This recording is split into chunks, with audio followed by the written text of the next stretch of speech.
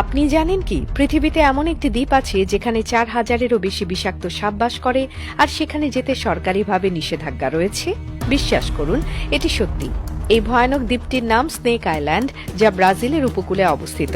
একে ইলহা ডা কুমান্ডা গ্রান্ডে বলে এবং এখানে যা ঘটে তা চিরকাল আপনার মনকে হতবুদ্ধি করে রাখবে।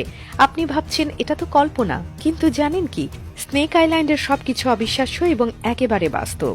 স্নেক আইল্যান্ডের সবচেয়ে বড় বৈশিষ্ট্য হল এর সাপের পরিমাণ। আপনি সাপ পছন্দ করেন না? তাহলে এই জায়গাটি আপনার জন্য বিশ্বের সবচেয়ে ভয়ানক জায়গা হবে।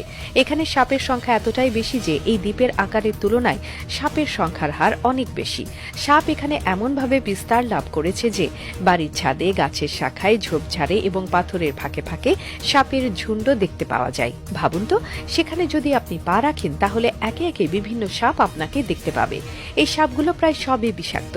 সবচেয়ে ভয়ঙ্কর সাপগুলোর মধ্যে অন্যতম হল গোল্ডেন ল্যান্স হেড সাপ, যেটি পৃথিবীর মধ্যে সবচেয়ে বিষাক্ত সাপগুলোর মধ্যে একটি। এর বিষ এতটাই বিশাল, আক্রমণক্ষম যে একবার যদি কামড়ায় শরীরের টিস্যু গলে যেতে শুরু করে এবং আপনি শরীরের উপর মারাত্মক আঘাত অনুভব করবেন। কতটা ভয়ের বিষয় যে এই সাপের বিষ মানুষকে মৃত্যু অবধি পৌঁছাতে পারে।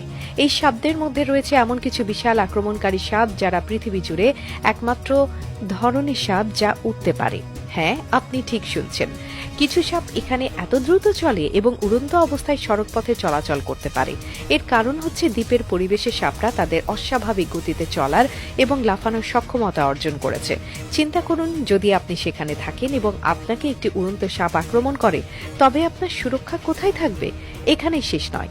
এই ভয়াবহ সাপের উপস্থিতি ছাড়াও দ্বীপটির ভৌগোলিক অবস্থান এবং বিশাল দুর্গমতা এটি পূর্ব থেকেই প্রায় বিপজ্জনক করে তোলে। আপনি যদি কখনো এই দ্বীপে যেতে চান তাহলে বিশেষ অনুমতি ছাড়া সম্ভব নয়।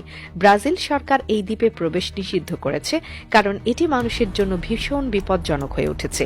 এই দ্বীপে অবস্থিত সাপগুলোর খুব কমই প্রাকৃতিক শত্রু রয়েছে, আর এমনকি তারা ব্রাজিল সরকার এবং সংশ্লিষ্ট কর্তৃপক্ষের কড়া নিয়ন্ত্রণে থাকে।